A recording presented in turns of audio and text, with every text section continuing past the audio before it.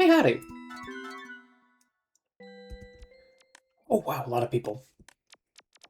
Doing some more Yumatuki. I got a spare moment.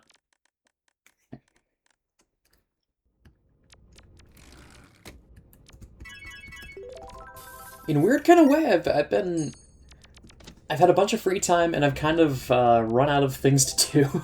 I'm gonna be doing dailies today, I think.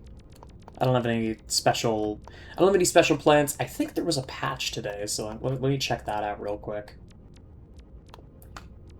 And if it's just bug fixes, I can just go and do other things. There's also, oh god, there's the new Toanoda locations I need to go to, because it's not patch 7. I think earlier on. Nabasai, Urbana, ED25519. What do they do? Nonogram Sands. No kidding. I wonder if that's a bug fix patch or if that's a new area. I still gotta go to the Toanoda locations, but I kind of want to do dailies today. And first up is we got Bathhouse, Phosphorus World, Lavender Waters, and Midnight Manor. I gotta prep for Phosphorus World, I think. Thank you, Windows. Number of times Ursuki is dreamed has 8 as the last digit. So I'm curious about this. What is my number right now? It's data, game record. 3. Okay, so I need to sleep until that number's 7. So it's 3 right now, so now it'll be 4.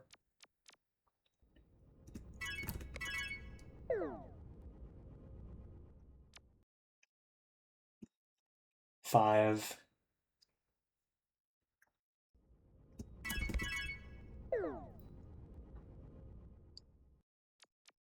6. And now, a count to 10.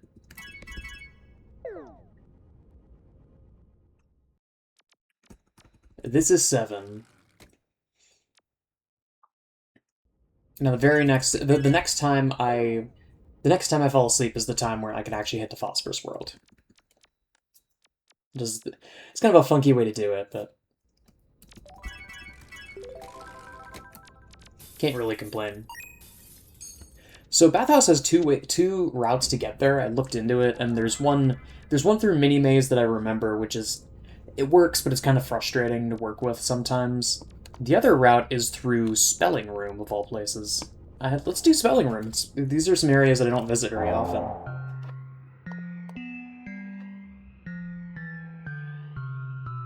Okay. Oh, so it's right here. I didn't even realize. Oop.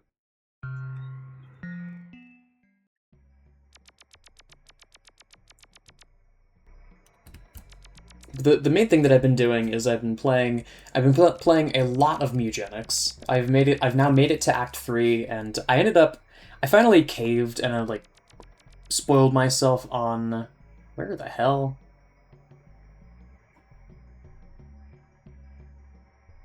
I don't know if I've ever seen the map of this place. But I ended up spoiling myself on the music for like the rest of the areas and the final boss and stuff like that.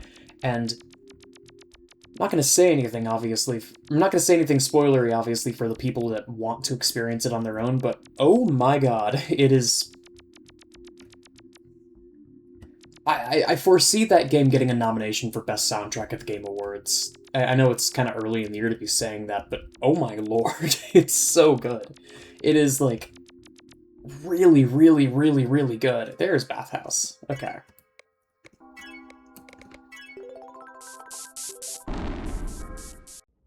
And then Phosphorus is the fun Heart World route. Wait, the music is phenomenal. Because it's all done by Ridiculon, so it's done by, I believe, it's Matthias Bossi and John Evans? But it's so good! It's so good, it's some of their best work, easily. And this is coming off the heels of the music they did for for The Binding of Isaac Repentance, which was also really good. But this is like, this is even better. At least in my opinion, it's better. Like you could definitely make the argument that Living in the Light is the best song they've ever composed, and I would not disagree. But there's some really good lyrics in the songs in Mugenics. The music itself is already great, but also like the lyrics and how it like ties into the greater plot and like referencing other things. It's really good for that. And then Clandestine is... Oh no, it's a Robotic Institution and then Clandestine Research Facility, which is where the 8 comes in. Because there's like a tree or something? It's been a minute. I usually dodge this path because it can be a headache.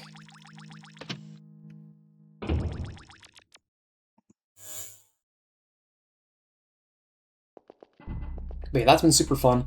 Really tough, but it's got that, like, I'd almost describe it as, like, Inscription. It's got that Inscription energy to it. Where, oh. Well, I can go inside. Do I have to burn this or something?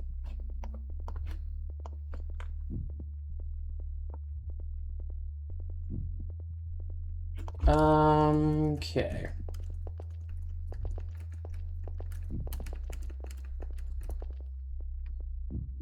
Oh, wait. I see. So I need to wake up one more time, I think, and then go here when the number is actually 9. I have to go to sleep when the number's 8. I misunderstood that. But yeah, the game is really hard, but it's got like that Magic the Gathering Inscription kind of energy to it, where yes, the game is very punishing, but sometimes you'll just get a run where the game will kind of just look at you and go, you know what, you can have this one. It's like all of the things that it decides to throw at you, you can kind of just shrug it all off, and I mean, that's beautiful.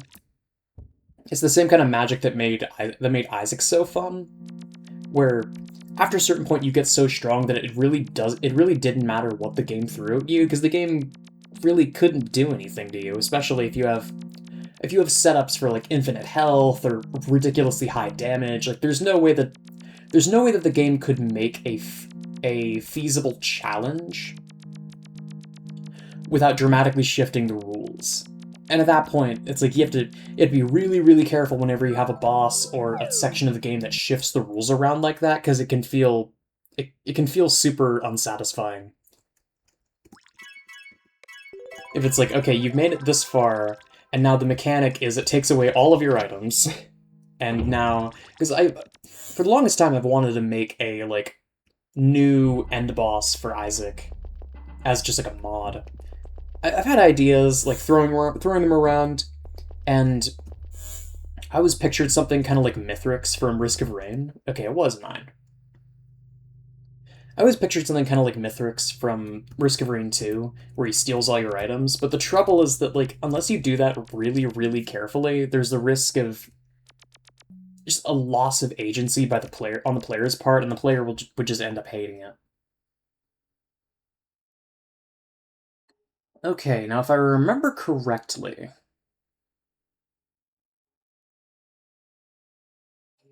Isn't the shtick with this place that there's like an infinite stairwell and you kind of just have to keep going down the stairwell until you find what you're looking for? I seem to recall that.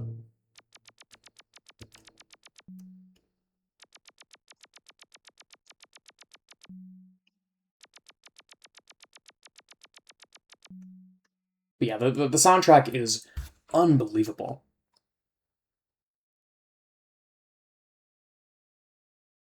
Oh, where... Okay, where am I? This is...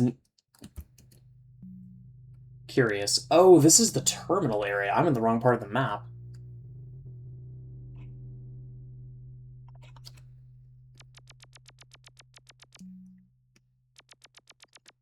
Okay, so this leads back up to where the vending machine is. And then... Is it as simple as just going across and down? I think it is.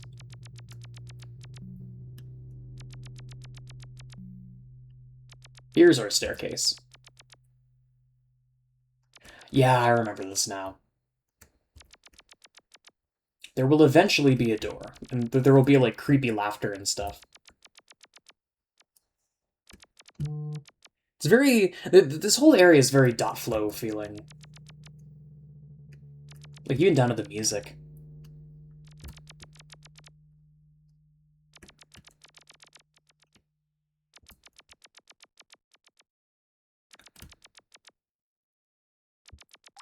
Ugh.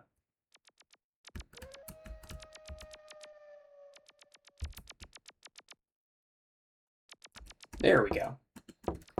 Oh, no, that's a door that doesn't open. There will eventually be a door that does.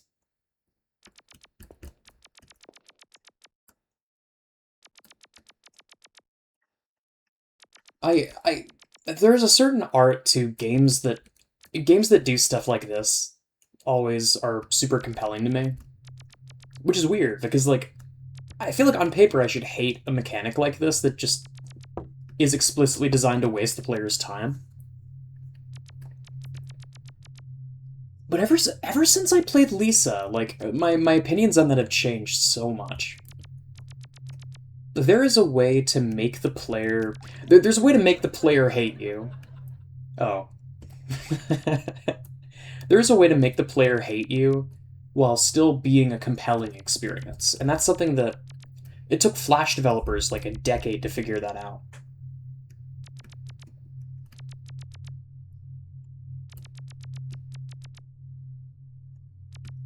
But you can do it. And Lisa the Painful did a fantastic job of this. Ugh. Especially the Definitive Edition content. The Definitive Edition content was so fantastic for that.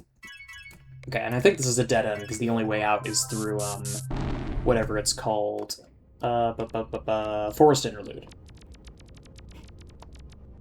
And I actually can't use that, because that is one of the rare moments in this game that is once per save file. So that's fun. But yeah, Lisa did that so incredibly well. Is this the right way? I think it is. This is Cotton Candy Haven to, whatever it is, Polycube Labyrinth. I think this path leads down to Lavender Waters, right? I almost called it Polycube World. I almost called it, excuse me. I almost called it Polycule World.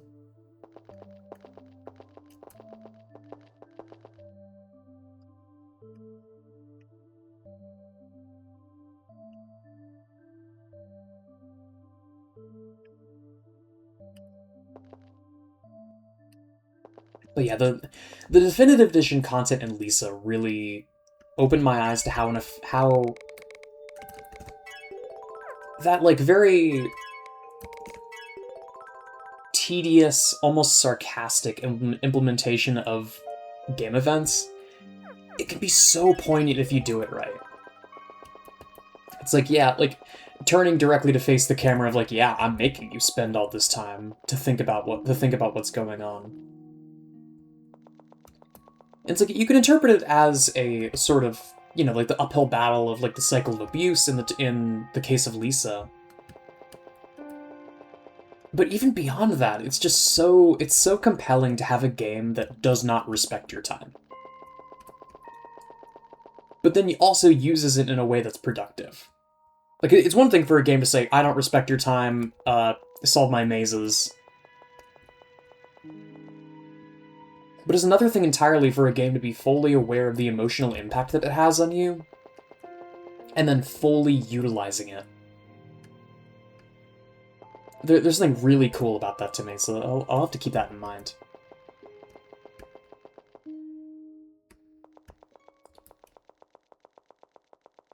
And, like, sometimes I'm even fine with that if it's, like, hiding Easter eggs. Like, I think about the,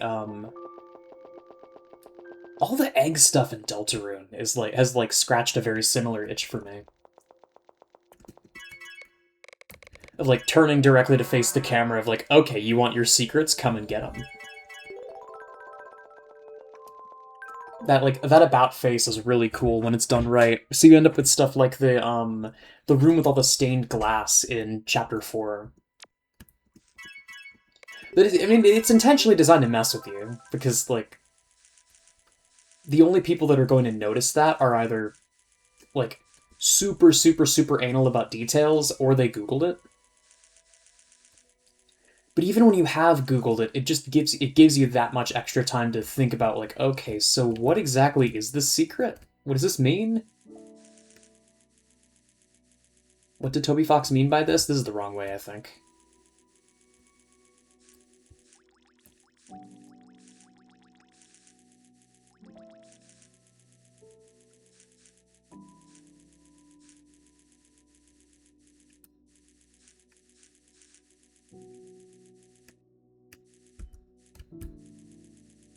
There we are, this should be it. Yeah, awesome.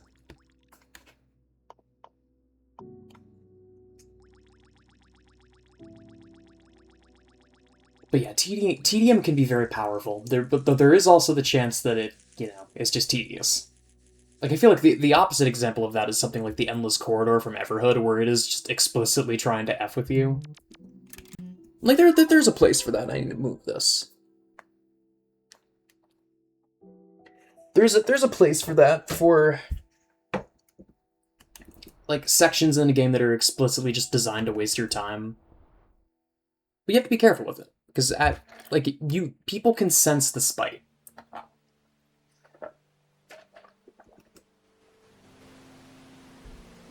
And it risks devaluing the larger work if it's like, well, okay, the developer was absolutely just trying to screw with you here.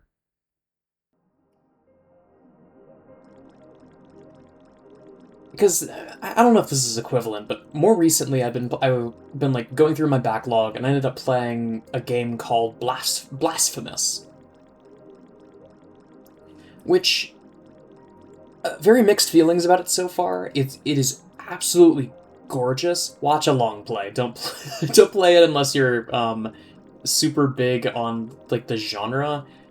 I have never played any of like the modern Castlevanias before, so I'm not really used to the genre, and it just doesn't really work for me. And there's a certain sense of... I didn't even notice the stars. Oh my god, the stars like flicker in the background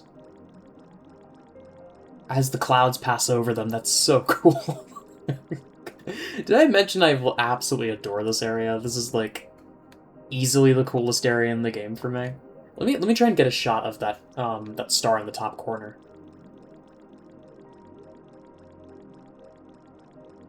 If I can move the cloud cover just so. There we go.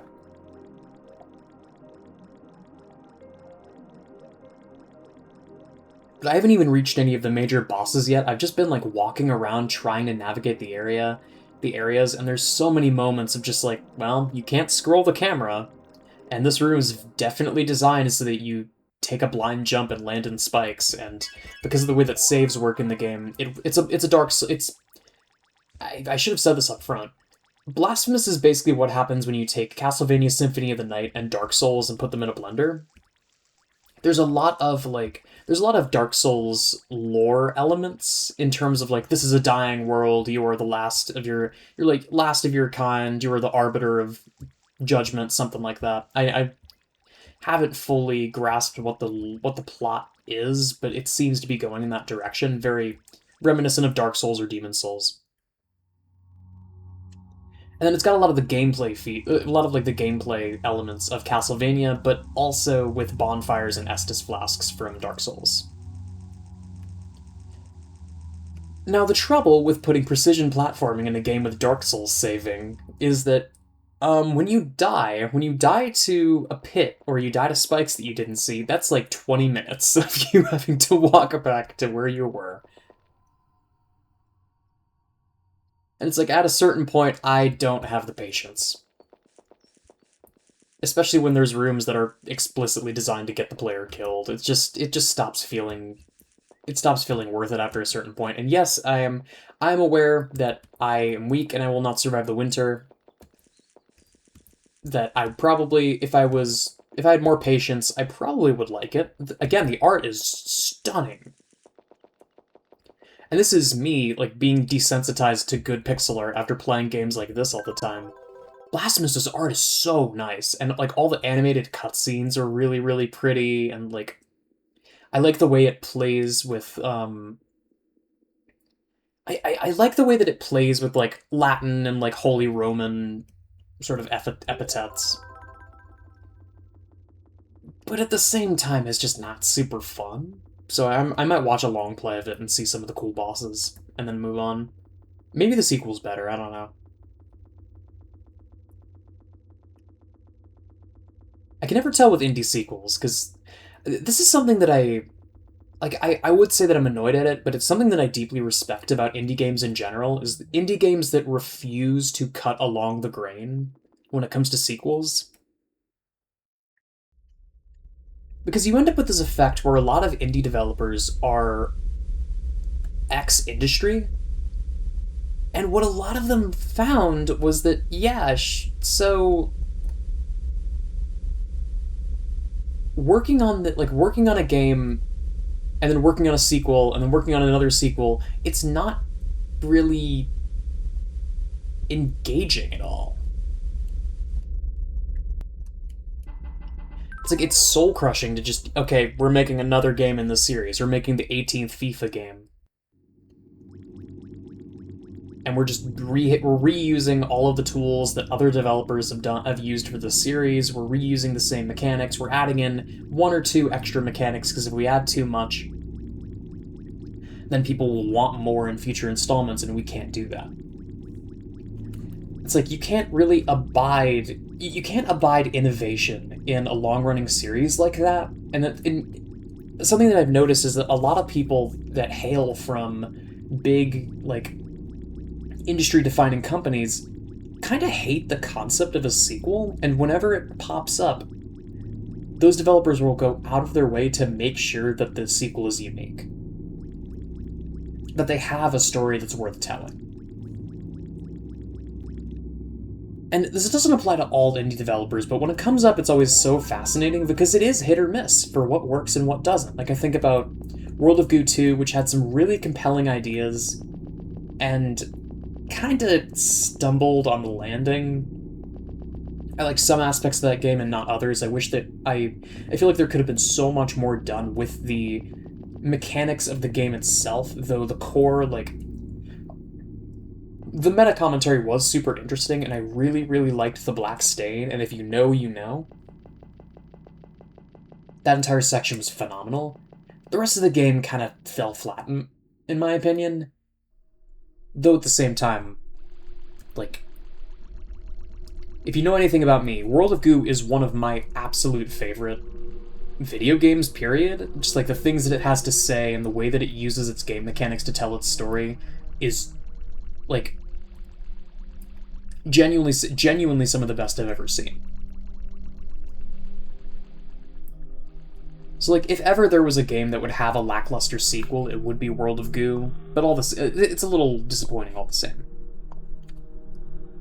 Or I think about Darkest Dungeon 2, or Everhood 2, where there's, like,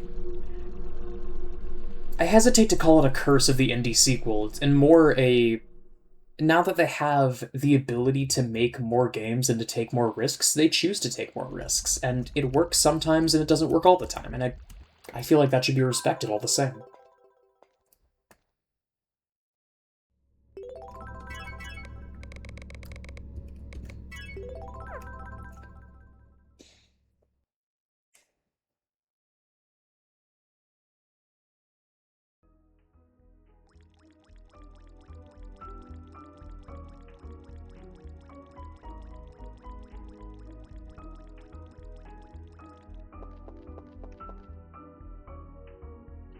I do. I feel like I've said almost everything I need to say about this place, but my god, it is so gorgeous. I should probably... Nah, I'm fine waking up, because I already did Phosphorus World. I don't have to worry about the, I don't have to worry about the day counter. But yeah, time for a change of pace. Let's do Water's Edge. Because, we're not technically going to Water's Edge, we're going to Midnight Manor, but I had mixed up Midnight Manor and Monkey Mansion in my eyes. Monkey Mansion is the area that has like the creation of Urasuki event. It's got all the monkeys in it. Fair enough from that title. Where are you?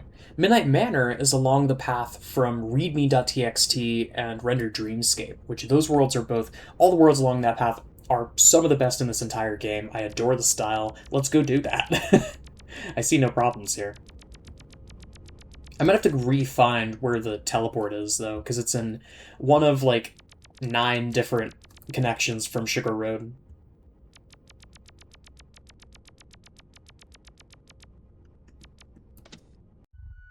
Oh, damn it. I keep making this mistake.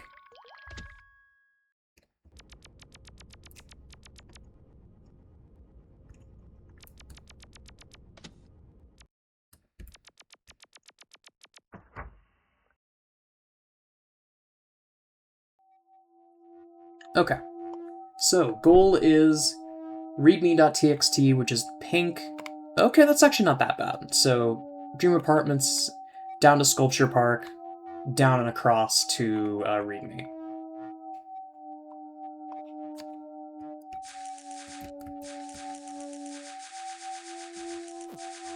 I aspire to make areas that are this confusing in my own games. Not confusing per se, but like dense. Dense with other things that you could be doing. I really like the idea of, and this is something that I appreciate Lisa for a lot. I really like the idea of forcing the player, like giving the player the option to go to a place that has no story relevance whatsoever. I'm fascinated with that idea. Hang on, let me retrace my steps back to Sculpture Park so I can follow this route. So this is Sculpture Park.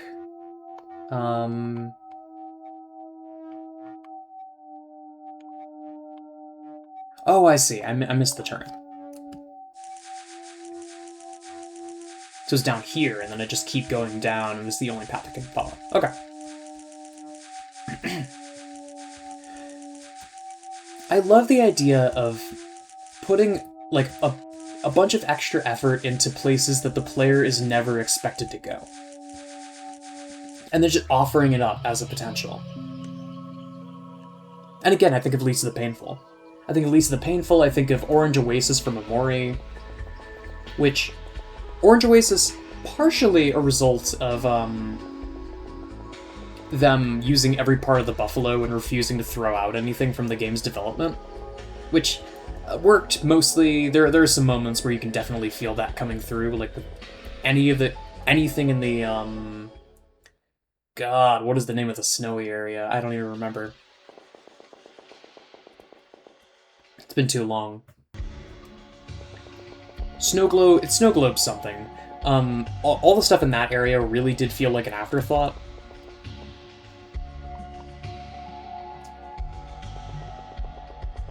But when that's done with intention, I feel like it could be so compelling.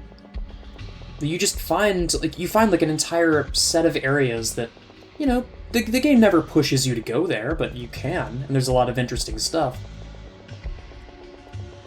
And, like, with Lisa, that comes up with, I believe the area is called Sands? It's where you find the Power Rangers. Oh, this is Sorrow and Comfort Monuments. Okay, this is not the right way, but I do like this place a lot.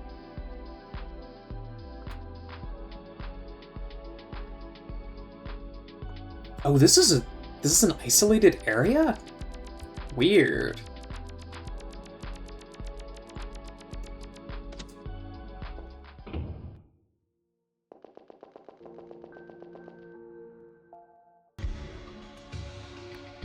The music in that area is stunning. Okay.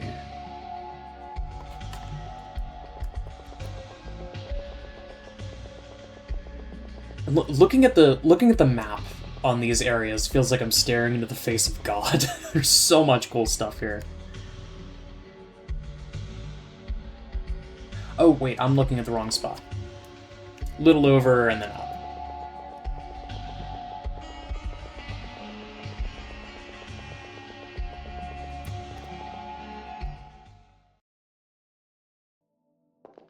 Oh my god. The snail. I love the snail here. Hang on. I don't know if I ever got a picture of the snail before.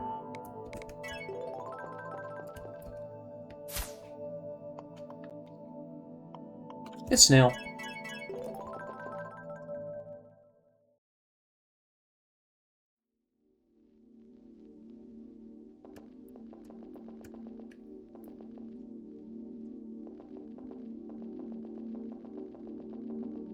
It's funny, like, this place looks vaguely like a normal Tuki location, and then everything past this point is so unique.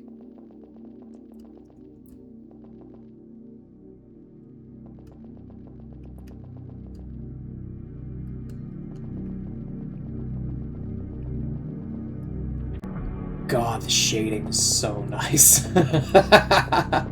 I can't even describe the feeling of going here for the first time.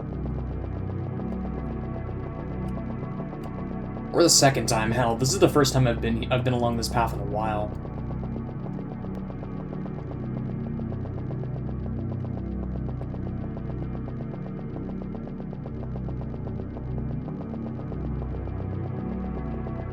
Though thinking about it, I wonder if... Where is Big Man? I don't know if I've ever made the thumbnail the big like, 1984 Big Brother head before. I gotta do that this time. Because I feel like there are a lot of people, especially people who don't watch my videos very often, who will have no idea that this is a thing, and it's gonna jump scare them, and that's kind of the desired effect. There you are.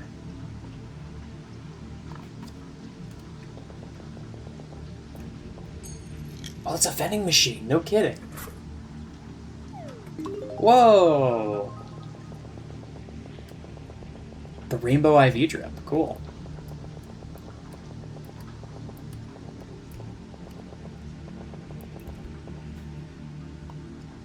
Something I have always wanted out of this game, and I feel like there's no real way to do this in RPG Maker. You would have to make a custom engine for it.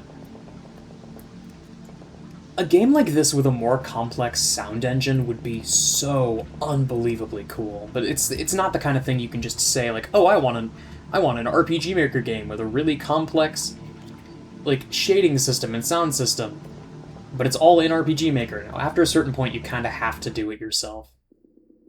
Oh my god, there's people. I was not expecting there to be people here.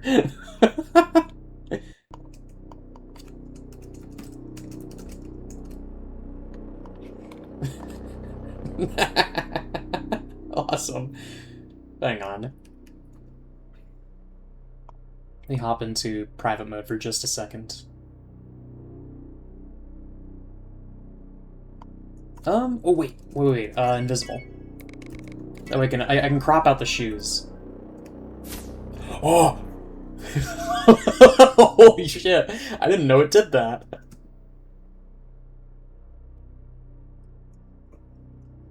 Okay, sure. If I do... Hang on, there's a way I can do this. If I, like, take a picture here, and then walk up to it. I'm like, I'm gonna have to composite this, but it works.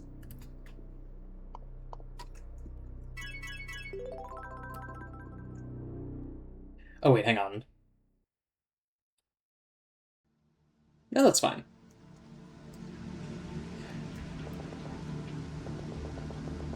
I feel like that'll work. And if it doesn't work, then that's okay. I always think of the...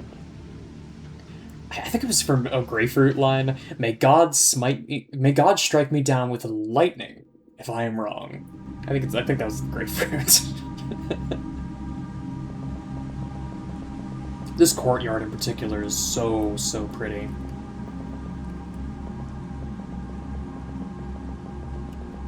Like, how would you even begin to make this?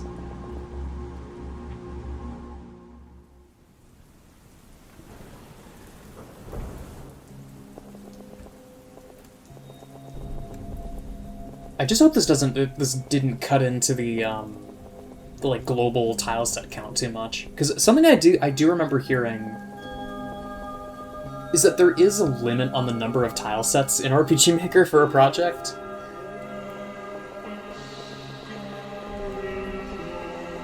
And they're not coming up on it fast, but they are coming up on it eventually. Though I have a feeling with this place, they just, like, they didn't even bother with tile sets. Or if they did, the tile sets were very minimal. And these are just huge scanned images.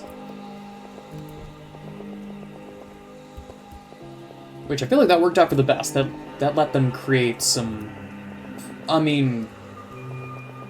Do I even need to talk about how beautiful these areas are? I feel like it worked out perfectly.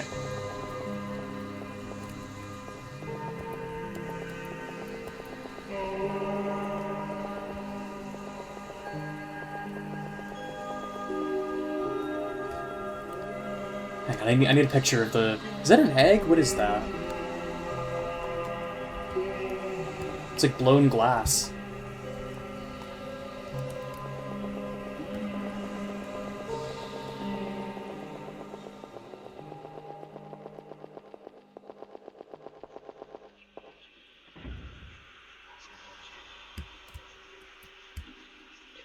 Here's Midnight Manor.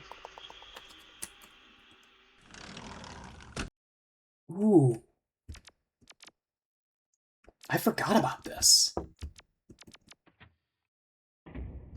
Yeah. Okay. Cool. I completely forgot this was here.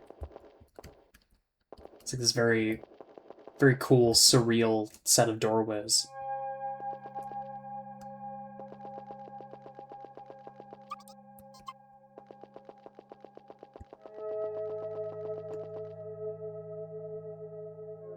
Whoa. That's just a real picture. That's just a real picture with filters applied to it. That is... No, this isn't, because all these windows, surely not.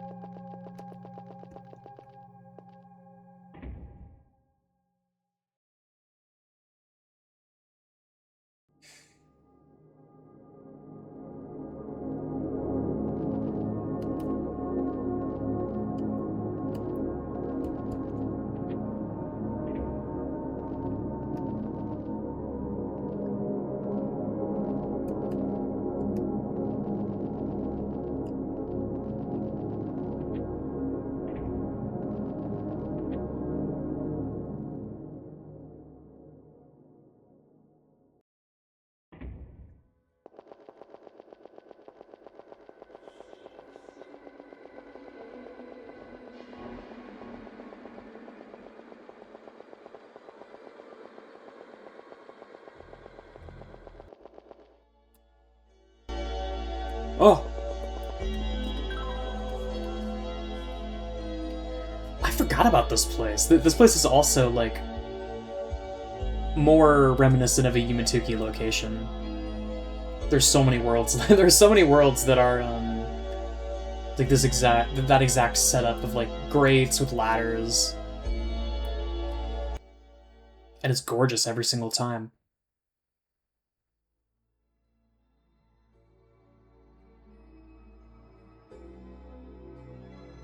The way the music fades in here.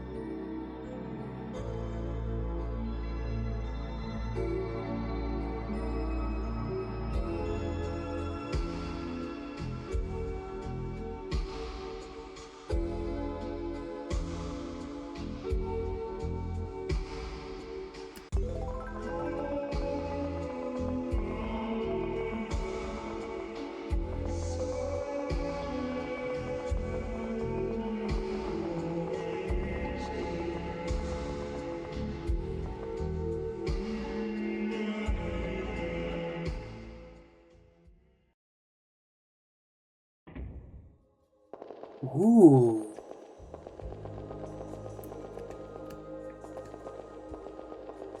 These sharp colors.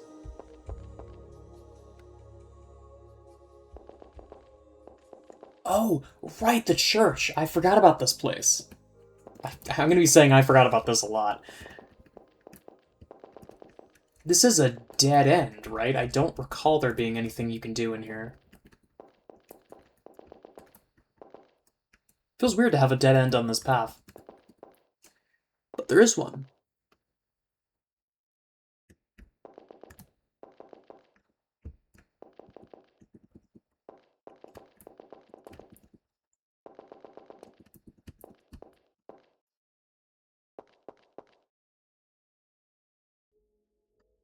Right, because it's not really a dead end.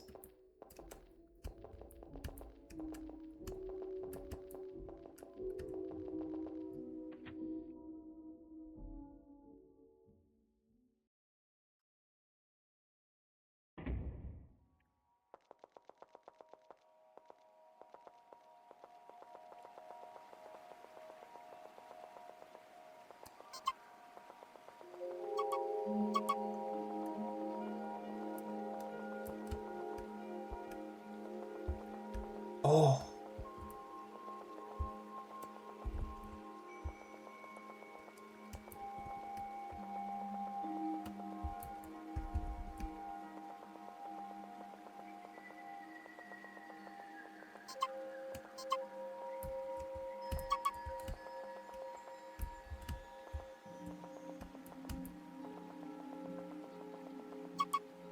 Oh, there's a bridge there. I didn't even see it. Wow.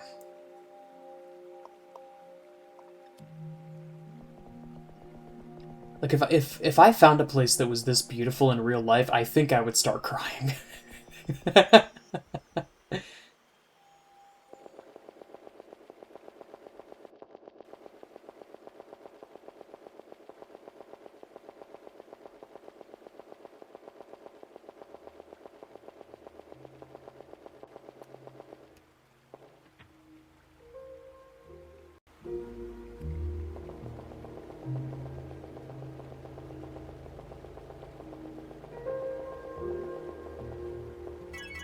And here we are.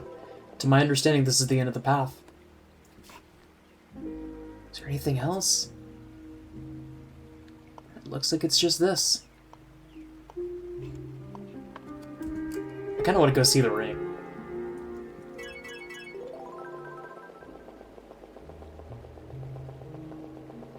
Yeah, the ring.